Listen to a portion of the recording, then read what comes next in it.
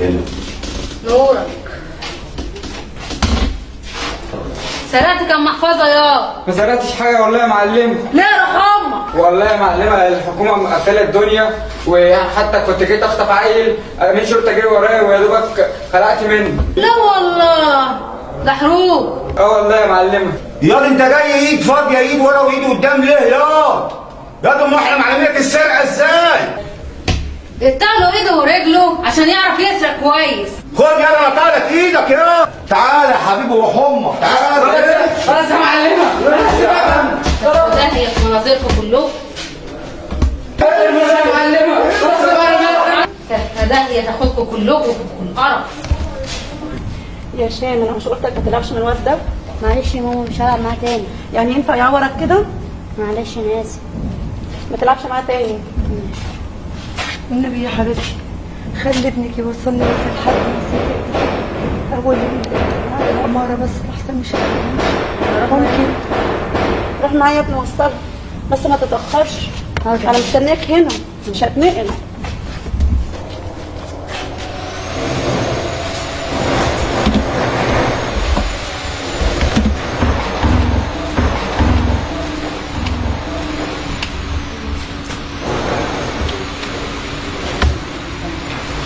السلام عليكم. ايه مالك يا ستي واقفه بتكلمي نفسك؟ الواد راح يوصل واحده حامل ان هو ما جاش لحد دلوقتي بقاله يجي ساعه. الواد ده عنده كام سنه؟ عندي 10 سنين. 10 سنين؟ اه. طب لابس ايه؟ لابس تيشيرت اصفر بنطلون رمادي. طب الست دي لابسه ايه؟ لابسه عبايه برتقاني. عبايه برتقاني؟ ايوه. دي كانت لسه فعلا واخده الواد ده وركبه تاكسي وخدته جوه التاكسي ومعاه واحد. يا لهوي يا ابني ابن اتخطف. شكله كده اتخطف. منور يا ابو العينين، منور بيك. بص يا ابو العينين، انا هوديك عند المعلمه نوسه. المعلمة نوسة؟ يا ريت تشغلني معاه، هي حلوة الأول. قمر قمر يا ابو العينين، هو ده المطلوب، قمر. هتشغلني إيه معاه؟ هتشتغل حرامي. انت هتشتغل ايه يعني؟ انت مهندس؟ دكتور حرامي مفيش انت مشكلة. حرامي او انت مولود حرامي زي بعض. بس. وانت ما احنا محتاجينك هناك باي وسيله. عرفني عليها. هعرفك حالا عليها، ما تقلقش يا ابو العينين. انت بقى عليك واد مبدع. أعجبك يا معلم. خلاص هنشوف شغلك.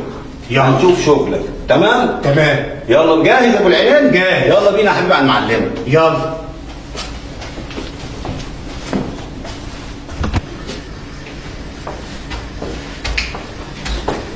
انت تبقى عسل. اتوسط لي بس عندها. ما تقلقش. وليك الحلاوة. ما تقلقش. عطوة انت يا زفت. هي معلمة كلها اموريني يا كلكم. ست البنات، يا عيون عطوة من جوه يا قلب عطوة اموريني. عملت ايه يا روح امك؟ عملنا ايه في ايه يا نوسة؟ احنا بلاوينا كتيرة. في الموضوع اللي قلت لك عليه. ده خلاص تويته يا نوسة. طب تتصرف على انت كمان. يا معلمه انا بشوف شغلي. طب شوف ده يا كلكم. تحب اتوهولك يا نوسة؟ خلاص راجل كبير، وعشان الموضوع اللي خلص خليك معايا واد. اتفضلي يا معلمة. تذكرة هدية مني ليك. ما تحرمش من ايدك الحلوة دي يا نوسة. كالكداية كلكم. مش ناوية تتجوزيني بقى يا بنت؟ نعم يا روح الروح، اتجوزك انت؟ خلاص يا واد لا تموت فيها كتجداهي. ما تحرمش يا من معلمه ايه؟ يا ست الكل، نعم. جبت لك المعلم ابو العينين، مولود حرامي. ونايل بيه ان شاء الله. لا ده واد ايده خالصه، عيل يسرق محفظه يسرق وخارب الدنيا. وان شكله معتوه كده ليه؟ شغليني معاك يا معلمة، هعجبك قوي. والنبي وأنا بسرق وبسرق كل حاجة كمان. والله. وسرقت ايه بقى يا روح امك قبل كده؟ الموبايل بتاعك يا معلم. يخرب بيتك. أنفع؟ ازاي؟ تنفع احسن من البلاوي اللي عندي. أولع لك يا معلمة. ولع يا روح امك. وريني كده أولع لك يا معلمة. بقت ملك يا معلمة، إيه رأيك؟ جدع يا راجل، مش زي العته اللي خلاص معاك. انت كتير كلام ليه يالا كده؟ دي طلعت صاروخ. تمام يا معلمه؟ تمام. يلا شوف شغلك بره. وأنت إيه اللي مزعلك؟ خلاص هنتخانق. تعالى بقى يا حبيبي ابو العينين افهمك نظام الشغل عندنا ماشي ازاي. تعالى يا حبيبي. تعالى ديك الحلاوة. يخرب بيت ايده. في ايه يا نوسة؟ انت مالك عينيكي جت على الولا اول ما واقف ليه كده؟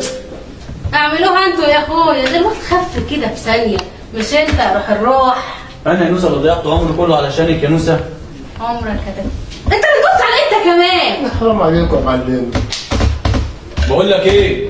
معلم انا لا اقسم بالله يا تويك. انا لا بسمع ولا بتكلم ولا انا ما سمعتش حاجه. خلاص أنا ما سيب، سمعتش حاجة. بس اعرف انك لو اتكلمت هقطع لك لسانك. لا يا معلم، لا يا معلم، انا ما سمعتش حاجه اصلا. انا ما سمعتش حاجه. طب شوف شغلك، تعالى وادي شوف الزبون الجديد ده بيعمل ايه. خلص. حاضر حاضر. اتفضلي يا معلم. حبيبي وانت موديني فين كده؟ حبيبي ده انا هوديك في مكان عمرك ما تحلمي بيه ولا شفتيه قبل كده. تعالي اتفضلي، خش يا حبيبتي، خش يا حبيبتي.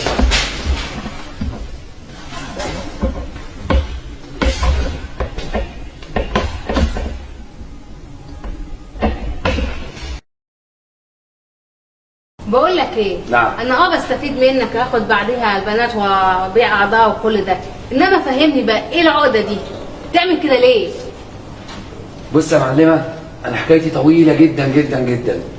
اول حاجه كان ليا اخت وابويا كان بيميزها عني في كل حاجه. وبعد كده حبيت واحده قوي قوي قوي وخانتني. وبعد كده جات لي عقده نفسيه من الحريم كلها، عشان كده عايز اخلص عليهم كلهم. بس ليه كده ليه يا واد؟ انت اتجننت في عقلك ولا ايه؟ بس انت مش حريم يا معلمه. انا ارجل منك يا لا انت 6 اشهر. عسل، كاتك 60 داهيه في مميعك، اوعى. تمام سعادتك. ايه الاخبار؟ يا فندم انا جالي بلاغات ان سبب اختفاء الاطفال وراه المعلمه نوسه، بس انا مكثف المراقبه بتاعتي وفي خلال 24 ساعه بالظبط هتاكد ان هي اللي بتعمل كده. كثفها كمان وكمان بعد اذنك. حاضر يا فندم. تمام يا فندم، تحت امر سيادتك. ربنا يقويك. اتفضل. الو. شغالين على نوسه. تمام. النقيب حسام كان عندي من شويه واديته التعليمات. وقلت له الخطه ان شاء الله في ساعات معدوده ان شاء الله هكون بينها ان شاء الله. مع السلامه معلم.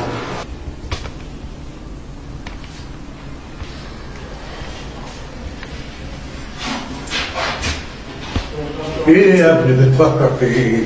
حبيبي ابويا، شاغل نفسك في ايه؟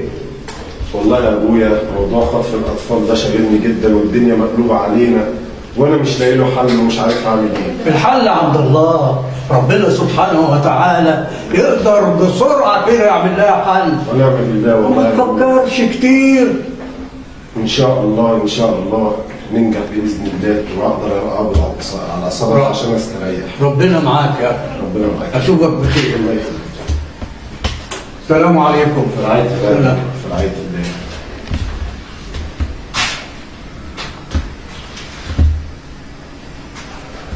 الاسعار دي ما تعجبنيش يا روح الروح. ليه يا معلمه؟ انا عايزه الاغلى. الاغلى ايه؟ مداني القرنيه ب 20,000 ومداني الكبد ب 70,000. طب انا ارزق ازاي؟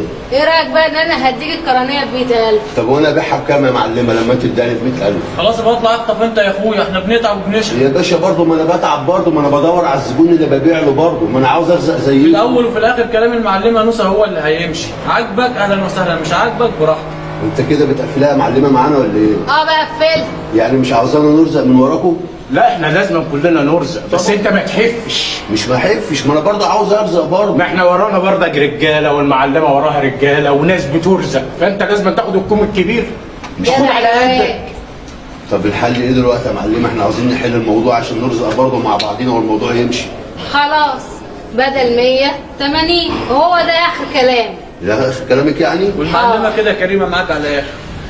خلاص يا معلمه اللي انت شايفاه وانا معاكي فيه. وعندي البديل ليه اللي يجيب واقل من كده بكتير. ماشي، وانا مش هكسر لكم كلمه عشان خاطر المعلمه نوسه. ماشي يا معلمه. ايه الزبون الجديد جاهز؟ جاهز. طب يلا روح هات وتعالى. وانا جاهز.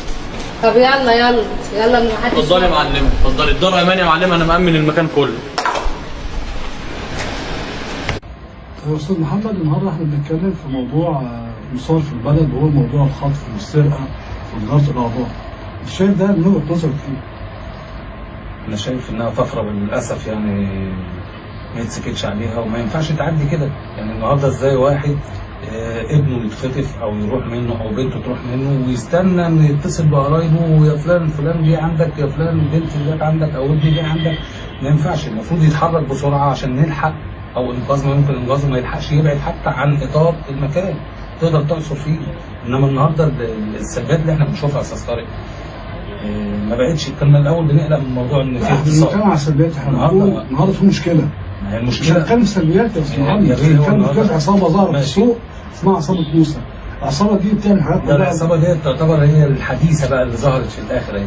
انت النهارده بتبص تلاقي على السوشيال ميديا بيظهر لك عصابات، القبض على عصابه تتكون من كذا فرد، وتبص تلاقي العصابات دي. عصابه موسى دي كارثه بقى لوحدها، دي حاجه ظهرت جديده. يعني طب فين الامن هنا؟ فين دور الامن؟ فين دور اولياء الامور اللي عيالهم بتتخطف وتتباع اعضاء؟ كنا الاول بنخاف من موضوع الاغتصاب، لا اغتصاب وقتل وسرقه وتجاره اعضاء. كل دوت اصلا بيعدي كده هباء، وتظهر في الاخر عصابه موسى. وطالما وصلوا لاسم العصابه وكده عرفوا افرادها وكده ان شاء الله يقبضوا عليها. بس انت شايف ان الجو العام ايه؟ انا شايف احنا للاسف في اسوأ مراحل موجوده دلوقتي، ان انت بيظهر لك كل شويه عصابه بتطلع من اتجاه. يعني يطلع لك عصابه جايه من اسكندريه، وعصابه جايه من شمال الصعيد، وعصابه جايه من جنوب الصعيد. انت مش عارف، وفي الاخر تظهر لك عصابه موسى. يعني عصابه موسى دي فين؟ وفين رجال الامن؟ وفين الناس اللي هم بيباشروا بقى وبيتابعوا في مراقبه 24 ساعه على التليفونات ولا كلام من هي الناس دي بتتواصل ازاي؟ طب هل العصابه دي من وجهه نظرك بتوصفها واحده ست اسمها نوسه ولا دي عصابه اسم بس كده؟ الله اعلم اذا كان اسم مستعار ولا فعلا تكون زعيمه العصابه نوسه. ما احنا كان عندنا زمان رايه وسكينه، بس رايه وسكينه كانت سرقه وقتل. كانت سرقه وقتل. انما لما تظهر عصابه موسى ممكن يكون اسم مستعار او اسم تقليدي، ما انت مش عارف لحد دلوقتي. ما هو امتى تمسك ده؟ لما تمسك طرف خيط من عندها. هقدر ان انا احدد العصابه دي يرقصها واحده ست ولا الاسم ده مستعار. احنا عايزين الفتره الجايه نتواصل مع رجال الداخليه ونشوف الموضوع ده ايه وهيوصل لغايه فين، ان كده الحاله كل مدى بتتأزم. والله هو اكتر من رسائل كانت بتجيلنا، وكنا بنقول يا جماعه وتوعيه لكل الناس، خلوا بالكم من عيالكم، حافظوا على عيالكم. ما تستناش لما ابنك يغيب ساعه وانت عارف ان مقداره ان هو بالكتير المشوار اللي رايح جاي كده ما يكلفش تلت ساعه من الوقت. ما تستناش لما يغيب ساعه وترجع تسال عليه وتقول ابني بقى له ساعه ما جاش.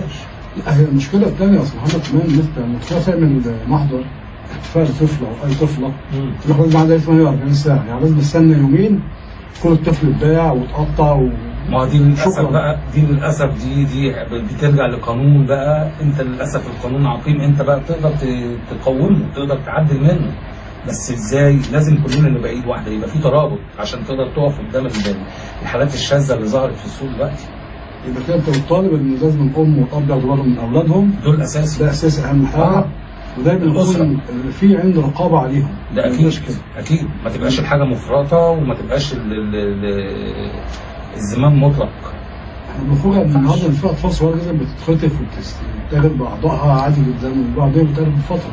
يعني اخر قضيه سمعت عنها قضيه الغردقه، ناس عرب راحوا يأجروا شقه، طلبوا من البواب ان هو دي قصه حقيقيه على فكره انا عشتها في الغردقه، طلبوا من البواب يجيبوا له واحد ست تخدمه او تنظف لهم الشقه مقابل $100 كل يوم. البواب للاسف طلع وجاب لهم مراته. بعد يومين فجأة ان الشقه مقفوله ودور على الناس دي، فتح الشقه دخل لقى مراته مرميه على الارض، عندها شق قطع من اول الرقبه لغايه اسفل البطن، خدوا اعضائها مسروق، كل اعضائها مسروق، خدوا اللي عايزينه. الولد طلع كله مدور وقعد يندب حالته. في البدايه كان هي السطري الطمع هو اللي وصل المطمع، ان انت دخلت بمطمع مادي، يعني مقابل المال اهدرت حياه انسان، حياه مراتك، صح كده؟ ايوه. فانت النهارده، ما انت اللي بيعمله النهارده ولي الامر او الام او الاب بدورهم هي الرقابه اللصيقه، ان انا بتابع اللي موجودين معايا عشان ما اسيبش الموضوع يفتح خير المنظر ده. انما النهارده احنا بنوجه لكل ام وكل اب، كل اسره، كلكم راع وكل راع مسؤول عن رعيته. تابعوا عيالكم، ما تدوش الثقه المفرطه في المواعيد، اعمل حساب وتقنين المواعيد عشان تقدر تتابع. ما تستناش لما الحدث يحصل وبعد كده تحط ايدك على خدك وتقعد تلطم وتقول الحقوني ابني او بنتي اتخطفوا. انت كده بتتكلم اساس ان رد الفعل المفروض يكون الفعل قبل رد الفعل. ما هو ده المفروض ان انا اسبق، ما استناش بقى لما تحصل الكارثه وبعد كده ادور. يبقى احنا بنوجه رساله لكل الساده المسؤولين في وزاره الداخليه، يا ريت يكون في نشاط اكتر من كده، ان شاء الله قريب جدا نبلغ عصابه موسى ونريح البلد ان شاء الله باذن الله. سعادة اللقاء استاذ محمد سعادة اللقاء استاذ طارق. ربنا يخليك يا استاذ طارق، وربنا يضمن جراح الاسر بقى اللي اضيرت في الفتره اللي فاتت ديت، وربنا يجمع شملنا كلنا على خير. امين. الدنيا هي علينا والرأي العام هي علينا. عملت انت وهو كله تمام يا معلمه ما تقلقيش. كله تمام ازاي بس؟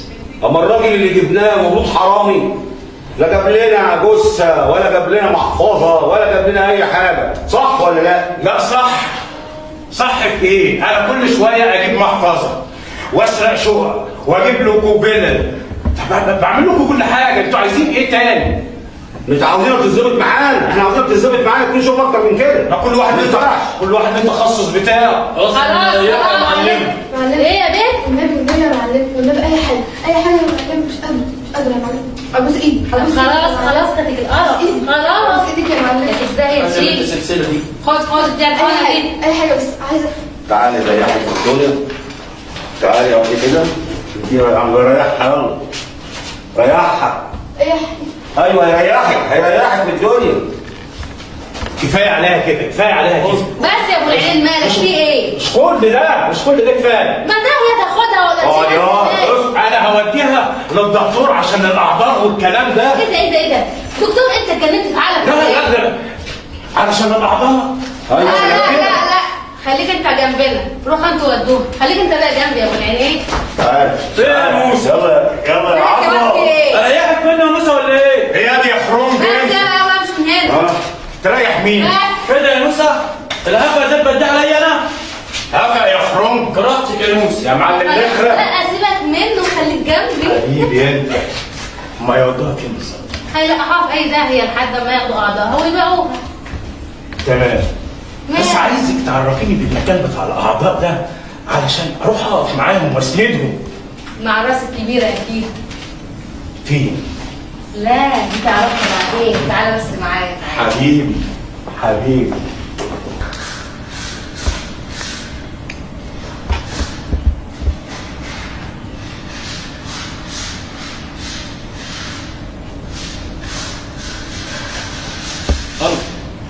ايه يا عمر؟ هات الواد يا فيونا وتعالى معاك بسرعه. انت فين؟ جنبي. طب تعالى الجنيه بسرعه، هات لي افينا ودقيقه تكون عندي. يلا سلام.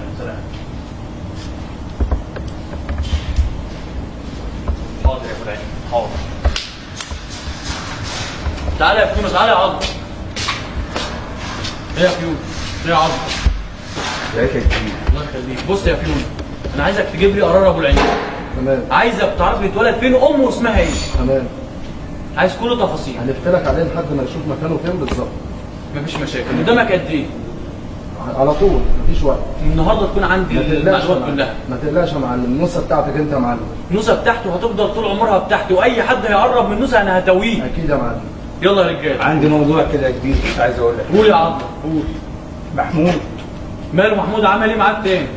محمود اي مشوار اروح معاه. عايز العربيه ماشي، عايز فلوس ماشي. بعد ده كله يخش الشقه من ورايا ويخوني وياخد المصاصه بتاعتي. ايه ده؟ خانك وخد المصاصه؟ ما خدش حاجه تانية يا عظمه؟ لا خد حاجه تاني. خد ايه؟ كيس اندومي. اندومي كمان؟ ده انت معلوم كتيره يا عظمه. روح يا عظمه هجيب لك مصاصه واندومي. روح يا عظمه. بجد اوعى تنسى. وهجيب لك حاجه ساعه كمان تروق بيها. بس خلصوا لي موضوع ابو العينين. ماشي يا فيونا؟ مننا يا معلم. النهارده تكون عندي المعلومات كلها. تمام يا معلم. المصاصه يا كبير. الاندومي والحاجه الساعه كمان. ماشي. يلا سلام. بسرعه يا فيونا. السلام عليكم ورحمة الله وبركاته. اليوم نتحدث عن موضوع هام جدا جدا من خلال برنامجنا اليوم، وهو موضوع الخطف المنتشر داخل مدينتنا محافظة القليوبية. ومعنا الأخ والصديق نتعرف بيه. أشرف حميد يا فندم. أهلا وسهلا بك يا أستاذ أشرف. ممكن حضرتك تقول لنا إيه الموضوع؟ الموضوع اللي حصل، أختي دخلت عليها عصابة بسرنجة في ظهرها واغمى عليها، وانا ما عرفتش اعمل اي حاجه وخطفوها. اتمنى القضاء على الظاهره الفظيعه دي. واحنا من داخل الحلقة النهاردة بنناشد كل المسؤولين للتدخل على الظاهرة المسيئة للمجتمع العام، وشكرا لحضرتك. شكرا يا فندم.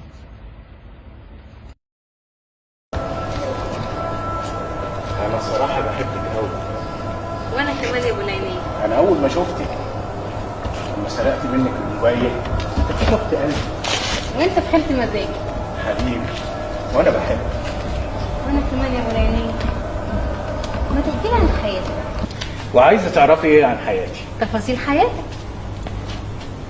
انا وحيد في الدنيا دي. ابويا متوفي وامي متوفيه وعم اللي رباني مات، واتربيت تحت الكوبري، فاشتغلت لحسابي اسرق محفظه عشان اكل، واشتغلت مع كذا معلم بس كانوا بياكلوا حقي. انت عطيتيني حقي وبتدفعي الحق، انا بحبك. وانا كمان يا ابو العينين. بس انت مش وحيد، انا جنبك. وانا بقى حبيبي. انت عماله تساليني عن نفسي، ما تكلميني عن نفسي. انا بحبك قوي. وانا كمان يا ماما. ماما ايه؟ انت جبتها امتى دي؟ ماما انت متجوزه؟ كنت، ودي بنتي، بس انا حطاها عند اسكندريه عند عمتها، ما تعرفش حاجه عن شغلنا. ها؟ طب انا اسيبك مع القمر ده. ماشي.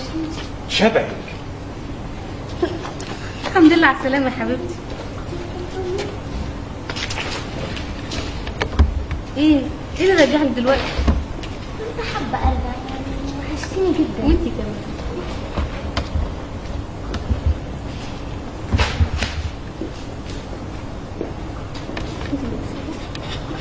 طب يلا.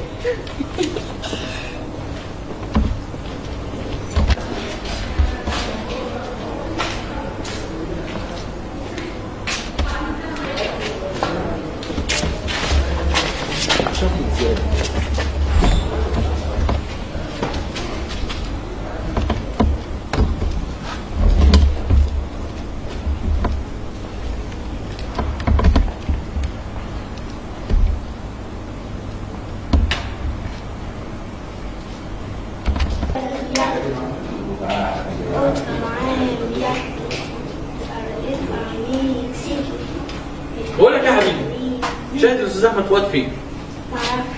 لا ده هو بيقول لي ساكن هنا. شاهد الاستاذ احمد عارفه؟ لا ما نعرفوش. ما تعرفوش انت التاني؟ ليه ده بيقول ساكن في العماره هنا جنب؟ لا ده مش موجود هنا خالص. خالص؟ ليه كده؟ طب يلا ماشي، ما تخافش يا حبيبي، ما تخافش. يلا يا رجاله، الله ينور. مساء الخير، هناء عبد الله من برنامج هناء والناس. دايما بنقدم لكم الحدث الجديد، فاحنا قدمنا لكم الحلقات اللي فاتت كانت احداث في قضايا مختلفه، لكن النهارده في قضيه جديده مختلفه وحلوه عن واحده ست اسمها نوسة. كانت عامله عصابه، كانت بتقود المخدرات، بتقود تجاره الاطفال وبيع الاعضاء وبيع الاطفال كمان للدول المختلفه وفي مصر. ولكن انا كنت اخر حاجه اتصورها ان واحده ست تقود عصابه بالكامل. فاحنا الحلقات مفقوده وهي مش معروفه، لكن احنا عايزين نعرفها، وعدد الاطفال كمان اللي كانوا مشتركين معاهم، لان هي كانت مشغله اطفال معاها ومشغله كبار معاها ومشغله ستات معاها ومشغله رجاله معاها، واطفال اختفت من البيت وما رجعتش لغايه دلوقتي، وستات ورجاله. فدي رايه وسكينه من جديد. احنا كده ما ينفعش، لان بعد كده هتطلع لنا واحده ثانيه اسمها بوسي، وبعد كده هتطلع لنا واحده ثانيه اسمها نيلي. لا احنا ما ينفعش، احنا لازم ان احنا نقضي على الظاهره ديت. طلبتني يا بص؟ ايه يا نوسة؟ ايه يا بص؟ احنا جايين نحب ولا جايين نشتغل يا نوسة؟ هو الحب حرام يا بص؟ لا مش حرام، بس الحب لما يدخل مع الشغل هيبوظ لنا شغلنا. ما تقلقش يا بص، كل حاجه تحت السيطره. هنشوف يا نوسة. عموما بكره الحفله الكبيره يبقى فيها ناس كتير وفيها ناس مهمين، مش عايزها تبوظ يا نوسة. ما تقلقش يا بص، عايز كل حاجه تمشي تمام. وابو العينين هنخلص منه بكره يا نوسة. لا يا بص بلاش ابو العينين. انا هعمل لك اللي انت عايزه وكل حاجه تمشي تحت امرك، بس بلاش تموت ابو العينين ارجوك. ابو العينين هنخلص منه يا نوسه. ابو العينين اللي مضيعنا مخليكي مش شايفه شغلك. اوعدك اشوف شغلي بس بلاش ابو العينين ارجوك. عموما بكره نشوف الموضوع ده يا نوسه. مع السلامه. حاضر.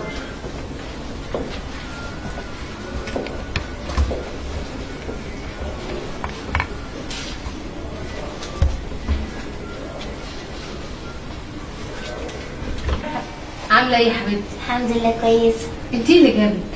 انت كنت وحشاني قوي، حبيت اجيلك. بس انت عارفه ظروف شغل صعبه قوي، انا عايزاكي تقعدي مع خالتك تاني في اسكندريه. خليكي معاكي، هستحمل كل اللي بيحصل لي. لا انت هتقعدي معانا هنا كام يوم وهترجعي تاني. ماشي. المهم انت كويسه هناك؟ الحمد لله. تنزلي البحر؟ اكيد. دكتوره. طب انا حبيبتي عايزاكي ترجعي على طول. ليه؟ هنا انت عارفه ظروف شغل صعبه وما ينفعش تقعدي هنا. انا عايزه اقعد معاكي، وحشتيني قوي. وانت كمان، بس تقعدي معايا يومين وترجعي تاني. ماشي. ايه يا ابو العينين؟ احلى ايام شفتها معاكي يا نوسه. بجد يا ابو العينين؟ بحبك يا نوسه. يا نوسه. يا ساتر يا رب. نعم. مش تفوقي لي شويه؟ الشغل يا ماما بيبوظ مننا. ينفع الكلام ده؟ عايزه ينفع؟ ايه؟ لا عايزين حاجه جديده. ما ينفعش دلوقتي، احنا كده انكشفنا. خلاص يا معلم. كده طريقتنا بقت قديمه. خلاص يا معلم. طب بصوا انتوا الاثنين. قولي. هقول لكم الخطه الجديده يا حبيبتي. قولي يا قلبي. هديكوا على المخدره. كل اللي عليكي يا حبيبتي انت وهي ان انت هتلغي الواد وتقومي عامله الحقنه في ظهره وفجاه يغمى عليه، يطلع بقى ابن اختك ابن امك، المهم بعد ما يتخدر ويا بنت روح تجيبوه والباقي عليا. طب ولو حد كده زنقنا؟ يخرب بيتك. طب ليه الخال ده يا اختي؟ طب ما انا خايفه. ما انا هبقى جنبيكي بالعربيه، اول ما يتخدر اروح جاي بالعربيه. في ايه؟ تعالي حبيبتي تعالي، خصني يا ماما خصني، اقعدي على جنب، اقعدي يا اختي. الكلام الواد ده ليه؟ هو نظر ضعيف ومش ضعيف هو اصلا. ده فيونا، الراجل ده فيونا ابو مليونير يا فيونا، انا ما بجيبش اي حد كده هباء يا فيونا. تمام. وبعدين المعلمه موسى هتفرح بيها فيونا قوي، الواد ده كنز. تمام اما نشوف. كله ان شاء الله مكسب لنا يا فيونا. ان شاء الله. يلا بينا. تعالى يا حبيبي، تعالى يا حبيبي. اقف هنا. ارفع ايدك لفوق. اصبر انت ايه؟ ارفع ايدك لفوق. الواد ده مودينه فين؟ طب صاحبنا يا باشا. طب تعالى بقى على الاسم ونشوف حكايته ايه يا باشا. طب تصاحبنا. ايه مالك؟ مين ده؟ مش الفراش اللي كان بيطمس؟ فراش؟ ايه يا نوسه لبستي قميص وبنطلون ازاي؟ لا يا خفيف، ده الراس الكبيره. البيج باص وحشني. يا اهلا. يا اهلا. ايه مالك؟ لا دي حكايه بجد. امال انت فاكر ايه؟ ده نوسه. عشان كده حبيتك يا نوسه. وانا كمان يا ابو العينين. قريب يا نوسه. قريب ايه؟ يا مرحب بالداخلية. يا مرحب بالداخلية. يا واد يعني ايه داخلية؟ ادي اخرة حبك يا نوسة. مالك يا واد؟ قلبك. الباشا. ماله الباشا؟ ظابط في الداخلية.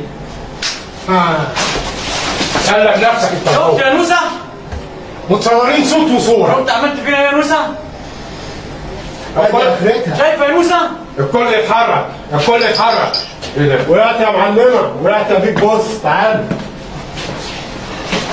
وقعتين يا نوسه؟